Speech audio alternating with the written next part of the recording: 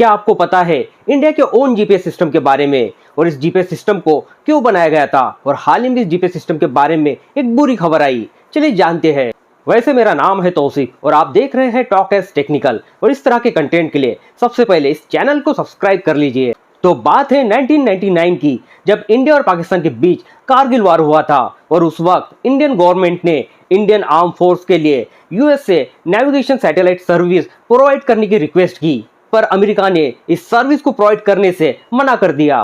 और तभी Indian government ने डिसाइड किया खुद का जीपीएस सिस्टम बनाने का, जिसका नाम रखा गया नाविक।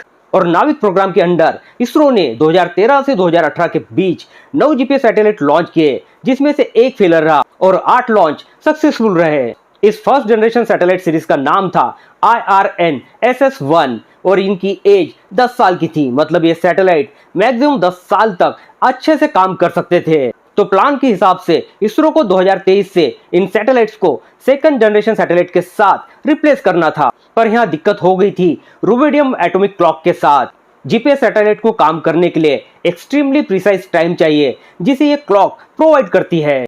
और इन क्लॉक्स को स्विस कंपनी स्पेक्ट्रा ट्राइन से खरीदा गया था, पर इन क्लॉक्स के साथ इशू था और ये शॉर्ट टाइम में ही फेल होना शुरू हो गए, जिसकी वजह से 8 में से 5 नाविक सैटेलाइट ने काम करना बंद कर दिया।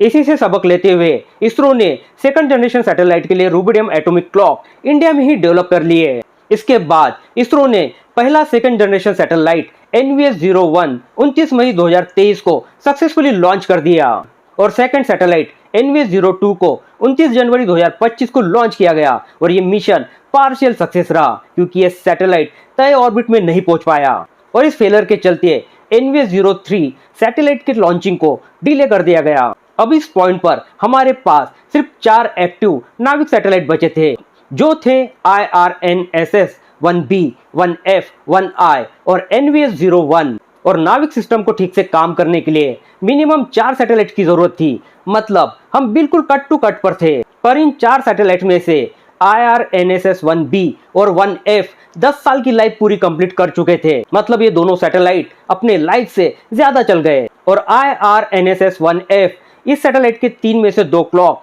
पहले से फेल हो चुके थे, और इसकी तीसरी एटॉमिक क्लॉक 13 मार्च 2026 को फेल हो गई, और इसी के साथ ये सैटेलाइट आउट ऑफ सर्विस हो गया। इसका मतलब है कि अब हमारे पास सिर्फ 3 एक्टिव नाविक सैटेलाइट बचे हैं, जो मिनिमम रिक्वायरमेंट से एक कम है, और इसी की वजह से इंडिया का ओन जीपीएस सिस्टम नाविक बंद हो गया। वैसे नाविक के फेल होने के पीछे सिर्फ 2 ही मेन रीजन है। पहला एटॉमिक क्लॉक का फेल होना, और दूसरा सेकंड जनरेशन सैटेलाइट के डिप्लॉयमेंट में देरी होना। अब उम्मीद यही है कि NVS-03 सैटेलाइट को इसरो जल्दी से लॉन्च करेगा, और इसी के साथ हमारा इंडिया का पहला जीपीएस सिस्टम नाविक फिर से काम करना शुरू कर देगा। अगर आपको ये वीडियो इन्फॉर्मेटिव लगा तो वीडियो को लाइक करें, शेयर करें, और इस चैनल को सब्सक्राइब करना ना भूलें।